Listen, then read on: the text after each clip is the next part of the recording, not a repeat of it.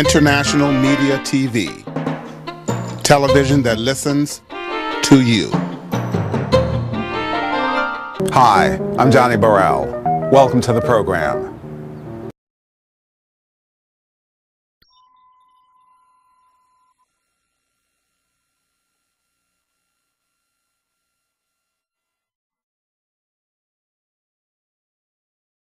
Thank you, Reverend Bryant.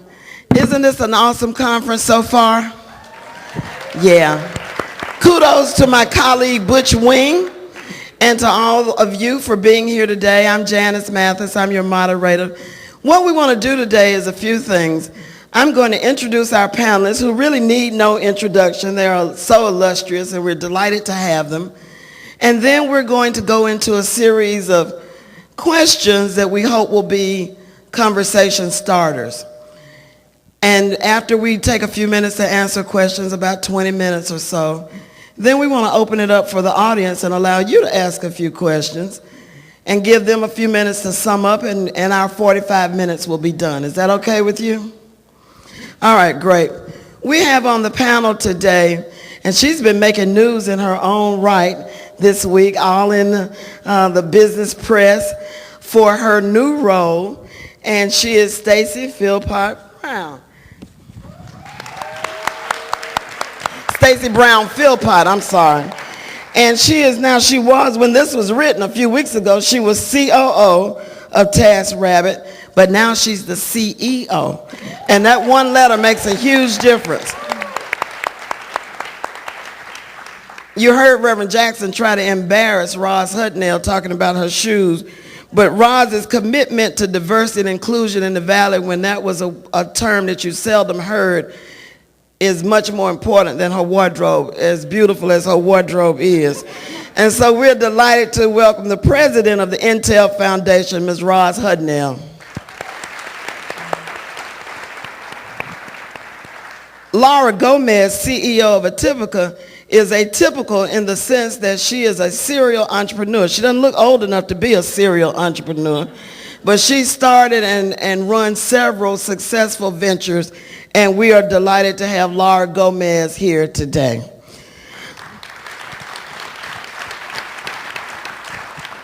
Just to set the stage a little bit, our topic is women leading the way.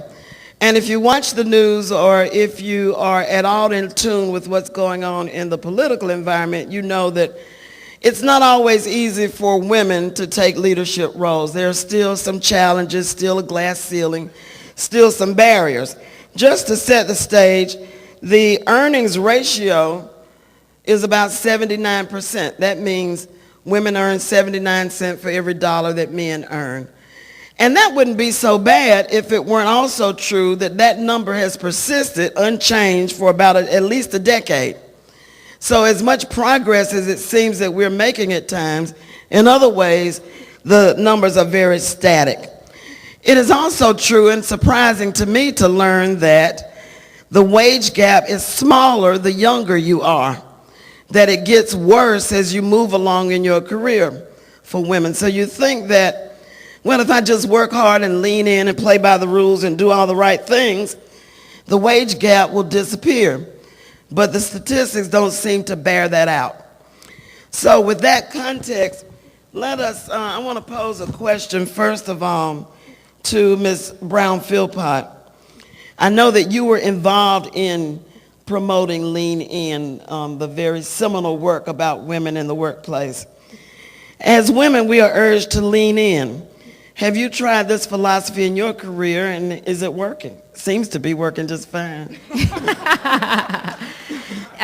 Yes, it is working. I had the fortunate opportunity to spend several years working with Sheryl Sandberg before she launched Lean In, and so when she asked me to be an advisor and help promote the book and help promote the launch, of course I said yes. But Lean In is not just about making a bunch of sacrifices in favor of your career. What it's about is creating the choices so that you actually have the choices and setting your life up so that you can actually make some good choices. And one of the most important things around Lean In is choosing your partner. Who you choose as your partner matters so much. And I'm I have a wonderful husband of 16 years, and he is a 50-50 partner.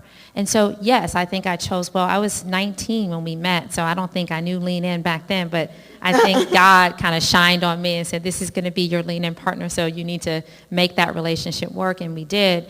But yeah, Lean In is also about asking for what you need. And so you're right, the pay gap increases, but it increases because sometimes we as women, we don't ask for what we need. When I decided to go to India and run the office for Google, I immediately said no. I said, I don't want to do that. I don't think I can do it. I'm not sure I'll be good at it. And then Chris, my husband, was the one who said, actually, haven't you always wanted an international assignment? Haven't you always wanted to do it? And what else do you need to make it work? So I wrote down that list, and Google gave it to me. So then I wrote some more things down, and then they gave me some more things, and I learned the power of asking for what you need. And so leaning in is about creating choices for yourself, asking for what you need, and making it all work. And then when you get to the top, it is taking the seat at the table and walking into the room and knowing that you have the responsibility to speak up and say something. And even as I took on the CEO role at TaskRabbit, I took the responsibility to sit down with the board and say, hello, you want me to do this job? Here's what I need. It wasn't like, oh, thank you so much for giving me this job. It was like, wait a minute, here's what I need. And I think that that's helped me in my career. And I know there's a lot of controversy around leaning in and everybody can't do it. But I always encourage women to make the choice yourself. Don't let anyone ever make that choice for you.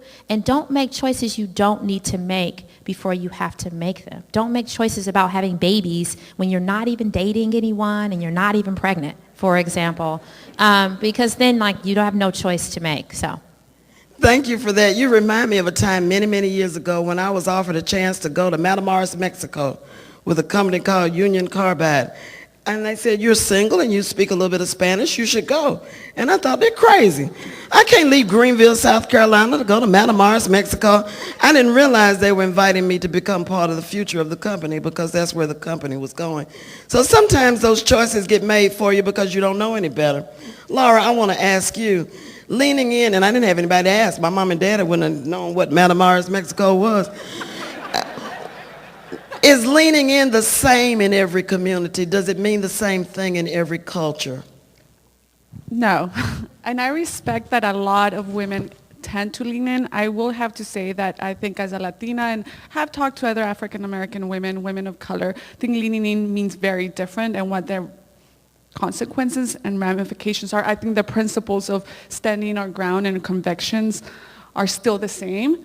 I think how when we're in corporate America or even in tech, they are looked upon very differently. Are we going to be feisty or angry women that's leaning in? Well, and how can we deliver this? And I think as an entrepreneur, I've been in situations pitching to definitely stereotypical Silicon Valley that doesn't look like me, sound like me, or understand me. And so for me to go ahead and lean in that way would probably have cost me A, funding, or B, not. But at the same time, I do hold them accountable. So I was just on a message on the number one thing that founders have and their number one resource that's very valuable is time.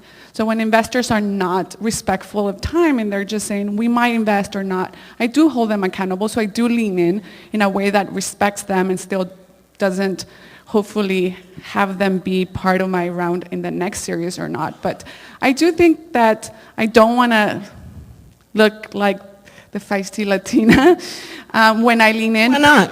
Why not? What's wrong with being I will appropriate that, yeah. But I do think that it means very differently to my white female counterparts when their fundraising looks very different than when I am fundraising. Well, I wonder if having ample income and lots of support network, you talked about having a good husband, lots of extended family, money, education, does that make it easier? Is there anything in the lean in message, Roz, for a woman who may be struggling to get her first college degree or someone who doesn't have some of the accoutrement of success that others may? Yeah. I had a lot of, in full transparency, mixed feelings when I read the Lean In book. And, I think I'm older than my two colleagues who have more senior roles than I do, at least from title standpoint, and I'm also a grandmother. So I looked at it from my point of view. My grandmother ironed. My mother was a school teacher. I'm an executive. And my daughter holds a job in a corporation as the youngest in the history as a black woman. So I've seen this progress. And so when I read the book, I also recognized the privilege that comes with being able to lean in. The privilege that comes when you have a sponsor who has your back. The privilege that comes when you can lean in and raise your hand because you do have a supportive spouse, because you have the best education money can buy, and if you fail, you can go somewhere different. And I also have mentored and sponsored, I can't tell you how many women, quite frankly, and men, but particularly women of color in my almost 20-year career at Intel, who I have seen lean in, raise their hand, lean in, and didn't get the opportunity. So I had some women say, I am leaning in so hard, girl, I'm about to fall down if I lean in anymore. And so, I think early in my career, I raised my hand, right? So somebody said, Roz, you're really good at this, go do this job. Okay, great, because I was taught by my mom and grandmother, you should be thankful you have a job. And when they asked you to do something, you salute, you say yes, and you do it. And that is how I did it. So in the book, that would say I was leaning in. What I found out about 10 years ago, though, was I was not leaning into what I wanted to do. I kept following what everybody else wanted to do. So I think once I got a level of privilege, some level of financial success, some level of knowing that my children were not going to grow up and be derelicts and live with us forever. They were going to be contributing human beings that were going to college and getting out of our house. And some level of understanding, hey, I've made it in a technology company for a certain amount of time, and if I really mess up, I have some other people who claim that they'll hire me on the spot. So that gave me the privilege of leaning in a way I didn't have. And so when I read the book, and it was interesting because a lot of us, I had a lot of girlfriends behind the scenes mad at the book, and I said, well, who of us have read the whole book? Well, none of us have read the whole book. So I read the whole book, and I really appreciated a lot of what... They were mad at the time. Yeah, they were mad. They were just mad of what Shellye was saying. But I also have said this, you cannot lean in alone. So whether that is a spouse, whether that is a sponsor in your workplace, whether that is a funder that gives you money for your business, you can't lean in alone. And so to me, for those of us in corporations that are trying to develop others, there is a personal responsibility I have to my employees and those I mentor and sponsor that are raising their hand and leaning in. Because ultimately somebody, and increasingly more it's me now, is the one that has the opportunity that they want to lean into. Thank you for that. Stacy, let's bring you back into this and talk for a minute about sometimes things don't go your way. You've done your best, you raised your hand, you did the best you could, but it just isn't your time, or somebody else is better prepared for the opportunity. How important is it to manage the way you respond to disappointment in the workplace? It's really important. I've made a lot of mistakes in my life and at work. And I found that every time I make one, I learn from it, and it gets a little less scary because if you fail often and you get back up, you sort of figure out that, like, oh, I'm going to survive and it's going to be fine. I remember I was up for promotion. I wasn't up for promotion at Google at one point. And I had gone and done everything that I thought I could do to get promoted. And my boss said, well, we'll put you on the list if you do the following things. So I did those things. And I went back and said, okay, here, I've done those things, and now am I up? And they said, well, actually, these other people are up, so I got to, put those people ahead of you because they've been waiting longer and they've been here longer, and there's all these things about tenure, and then and you're so young, and so therefore, you can wait. And I was mad. I was angry. I was mad because all my life I had worked so hard and been rewarded. Like everyone's like, put your head down, do good work, and you'll get rewarded. And that wasn't happening. And so I was disappointed. I didn't just like go back in my corner and just say, okay, I'm going to do a little bit more work and see what happens next round. I decided to go out and get some advocates. I went to some people who were senior to my boss and said, this is what I've done, and I think I should be promoted, but I'm not on the list, and like if you can email this person, get me on the list, that'd be great. And they did. So I went back to my boss and I said, hey, these other people who are more senior than you, I didn't say they were more senior than you, but put me on the list, think I should be on the list. And then I got on the list, and then I got promoted. And then I realized that this was a situation where I had to advocate for myself, but I also had to sort of take a really bad outcome, a really bad decision that someone had made about me and not get mad, not get angry, not feel like it was happening because I was a woman or I was black or I was young or, like be a victim of my circumstances, but be a part of the solution and make a good outcome happen that otherwise couldn't have happened. Great answer. Thank you for that. You talked about, Stacy, not assuming that it was because of some characteristic that you couldn't do anything about, your race, your gender, your ethnicity. Laura, I want to ask you, do women bring special qualities, special positive qualities to leadership? And is it sexist to assume that, or is that okay? No, not at all. I think that we should embrace the leadership qualities that we have as women that are very different. I think now, so it took me a little bit longer to raise money than I thought it would, but I realize now that it had to do with me doing that extra mile and getting that advocate. One of my advocates, I don't know if she's here, is Frida Caper. And so it was really instrumental in me understanding how I should embrace the qualities of being a woman, being Latina, being a female founder solo.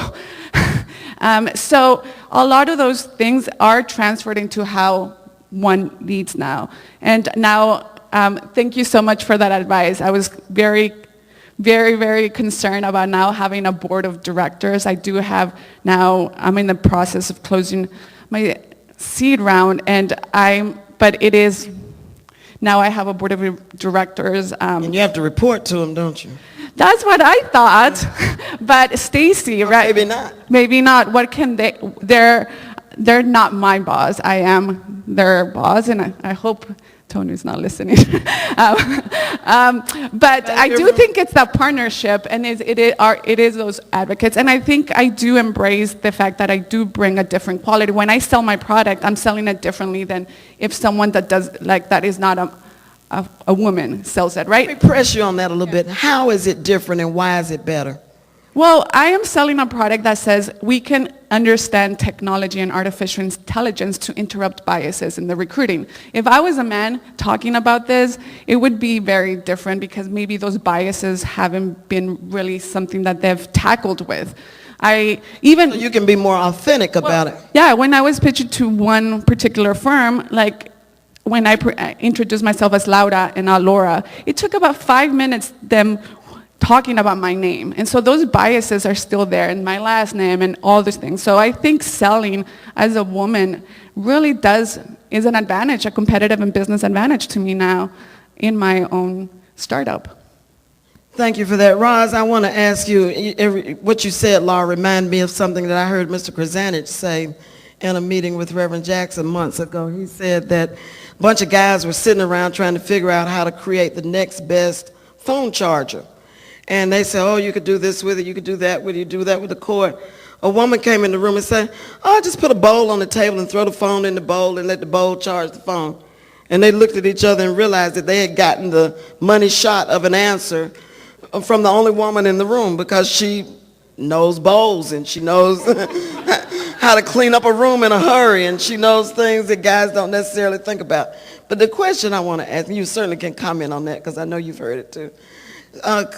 What advice would you give the Roz Hudnell from 20 years ago? If you could go back and look at that girl, what would you tell her? Wow. Dream bigger. You know, Dream bigger. You know, yeah. I mean, look, I spoke yesterday in New York. Yes, Janice, that's why I couldn't have drinks with you last night, because I had to take a late night flight to get here.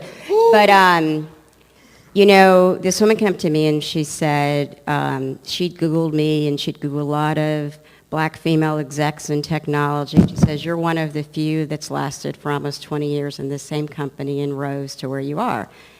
And I hadn't ever thought about it that way, because I'm not an engineer, even though I think I have enough technical skills now inside of myself because I work for engineers. You guys heard Brian Krasanovich talk about he hopes there's a problem he can go solve, because that's what great engineers at Intel do.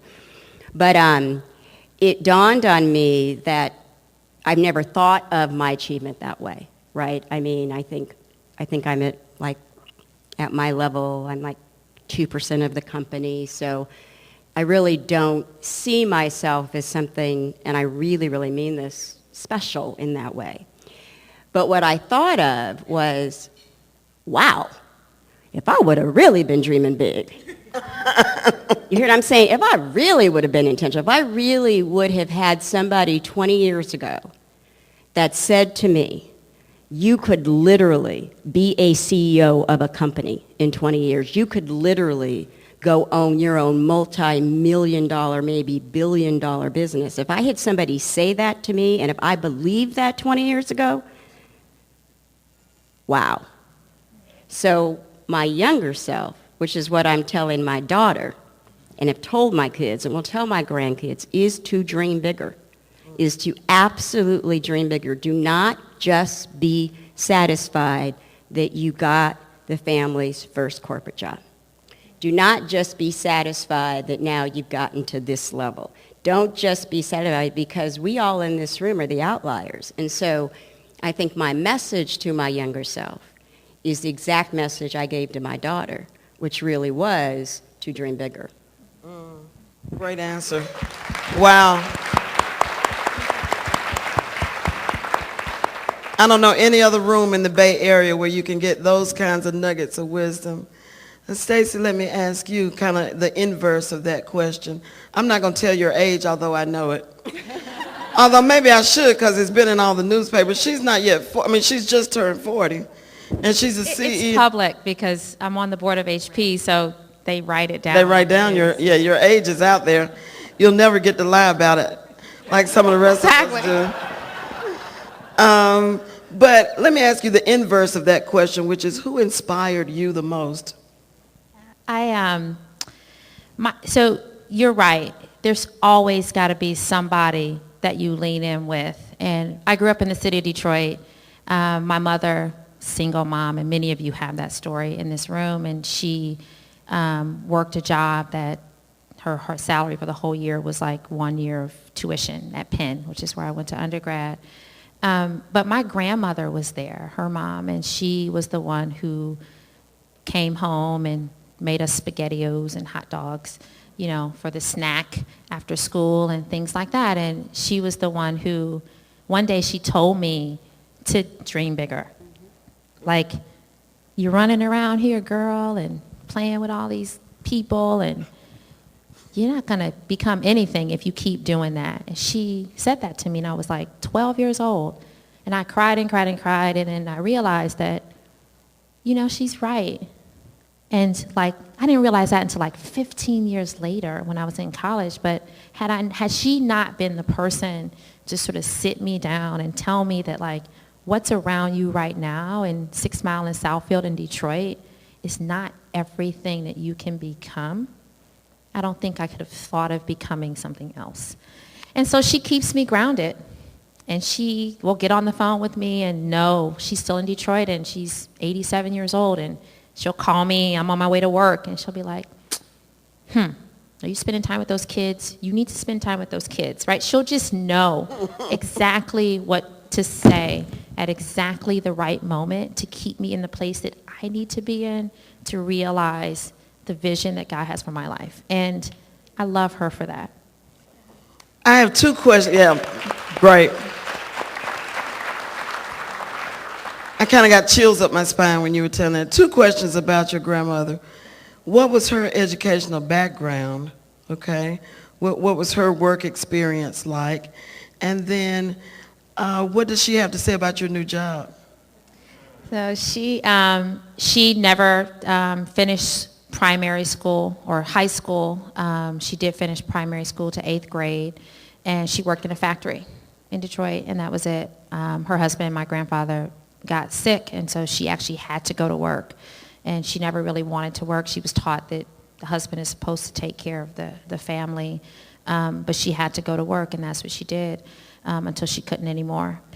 Lots of wisdom though, right? Lots of wisdom, and you know, lots of nuggets of why it's important to work and be able to take care of yourself and be able to provide things and not depend on anybody else for anything, because I did that and my husband got sick and I had to figure it out. So don't ever be in a situation where you have to figure it out.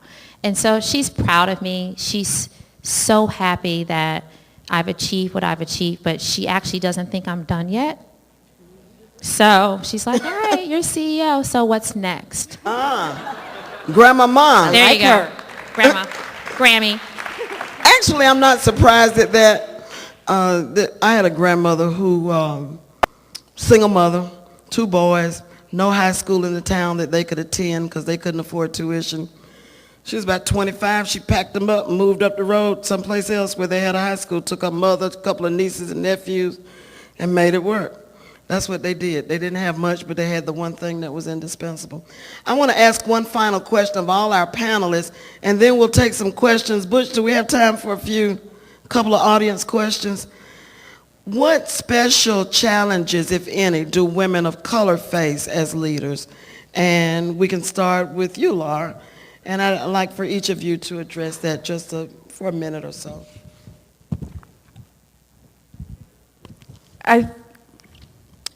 So when I was in high school, I had just been in the United States for about 4 years, so I came here at the age of 10. And I remember learning English. I'm still friends with Mrs. Paradise, who taught me English, and then landing in advanced studying English right away because of my passion for books. I'm a speed reader and I love reading. And I remember reading Their Eyes Were Watching God. And I just remember a quote, and I don't know why it stuck in my head, and it says that the black woman was the mule of the world because she had to have the burden of the black men, and the black men had to have the burden of the white women of the white men.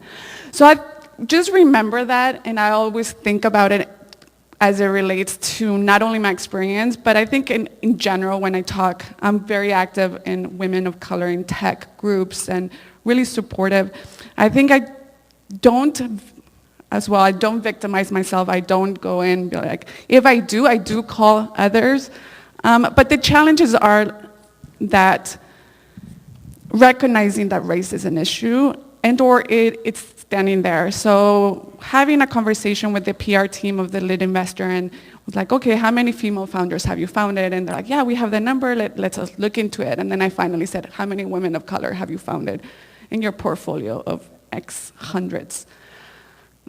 And they actually stood quiet, and I'm like, okay, well, I don't want to make an issue about it, but I do think that it is an open opportunity for me to introduce you to a lot of other talented women of color entrepreneurs, if this is something that you want to pursue. So I do think in general, as we're having these discussions of diversity in tech, is allowing, and I hold my Latinos hermanos like accountable. Like when I see a panel where there's only Latino men, I'm like, what happened to the women, right? Like, so I'm always holding that accountability so that we're not forgotten behind and we don't become sort of the back voice of the mule of the tech world, right? Where we're not acknowledged that we are bringing a lot to the table, both as women and women of color. So acknowledge the issue, but keep the message positive. Got it. Yeah. So, it's interesting. There's the issues that I think black women have in the United States. I remember when we did some work at Intel about a decade ago with Dr. Ella Bell. who wrote the book with Stella Ognogbo of Our Separate Words, and she talked about the issues of black women and white women. And one of the things I never forget is she told me that if corporations studied their black female population deeply and addressed their issues, they would address the issues for the entire company. She said because when you look at, and now she talks even about multicultural women, we are so diverse. We are diverse in sexual orientation. We are diverse in education. We are diverse in political points of view. We are diverse in some are heads of households, not heads of house. I mean, that we are so complex and so different that we get lost, right? So we get lost a lot of times in issues when people are looking at race, and then you walk in a room and it's mostly multicultural men. We get lost sometimes when it's a women's issue and you walk in the room and it's mainly majority women. And so it's an interesting dynamic in that I think sometimes we get lost, but yet we feel like the spotlight is always on us. And so it is different. I think, in this country, it goes deep. It goes deep into the divisions and what happened with black women through slavery, through Jim Crow. If you just go through historical context, then you look at how women are treated around the world and women of color are treated around the world, and it becomes very, very complex. So I think for me, I am always balancing how I come across to many. And what I love about this panel, first of all, people, this is what tech looks like. Right? So most people would not think, if you didn't know who we work for and you said, what industry do these women work in, most people would not think it's technology in a heartbeat. And I think it's because we haven't had a visual representation of multicultural women in areas of analytics and technology. So it is, for me at least, it's different. I think the other thing, at least for me, is that I stand on the shoulders of women in this country who experience this country in a very different way. And they talk to me and raise me as my responsibility as a black woman, unapologetically. So I believe it's different, whether that's right or whether that's wrong. I never forget that because it was drilled in me from, I remember when my grandmother ironed so I could go to a private school because she ironed for the headmistress of the school. And I wasn't walking in there as a little girl. I was walking in there as a little black girl, and it was my responsibility for my race. I was 9. So I think we come at things, at least from my opinion, with such a level of responsibility for broaderness that sometimes I do think it's a burden. And I think what I have seen sometimes is we take on so much that we kind of forget ourselves in the process. I'm not saying that men don't. I'm not saying majority women do not. But what I've seen is that is where it's a little bit different for us in the workplace based on my own story and based on who I've mentored and who I've sponsored. Thank you for that. Would you care to add to the conversation, Stacy? Yeah, I'll just say when we did an exclusive around the announcement of me becoming CEO of TaskRabbit, and with any kind of executive change, you want to manage the news cycle, and the intent was just to sort of make sure that people understood that this was a positive change, it was a welcome change, and like the CEO didn't get fired, right? That was sort of the goal, because it's true. She didn't, but what happened after that was all of this supplementary press that we did not plan for around me being an African-American woman CEO in tech. Like that was never the goal of what we were trying to accomplish with the initial exclusive. And I was shocked. I was shocked at how surprised and thankful and grateful and happy that people were. I was like, isn't this expected? And it's not. It really isn't. And it was just an awakening for me that, yes, there are stereotypes that probably this couldn't happen. And so the fact that it did deserves a write-up in USA Today, right? That's what happened. And so, I think the differences are there and they're felt, and I feel the burden, but I also feel like I just am going to embrace this and be who I am. I can only be who I am. And I'm so exhausted from having kids that I can't do anything more than be who I am. Right. And so you know, I'll walk into a room and just say, yeah, it takes me 4 hours to get my hair done. It lasts about 6 weeks, and I really like it. And so, like, you know, I just do that because everybody's wondering. They want to know the answer to the question. So you just sort of tell them, and then everybody... Hair is politics, right? Yeah, totally. And so I just think that embracing this opportunity and recognizing that we are the ones that we've been waiting for and using these moments to educate and teach is how I feel about the stereotype and hopefully breaking them and destroying them. Thank you so much. Well, you've just experienced what it's like to change the face of technology. Rosalind Hudnell, president of the Intel Foundation, Stacy Brown-Philpot, CEO of TaskRabbit, and Laura Gomez, our Atipica CEO. Thank you all. Let's thank our ladies. And they tell me we don't have time for audience questions, so thank you all very much.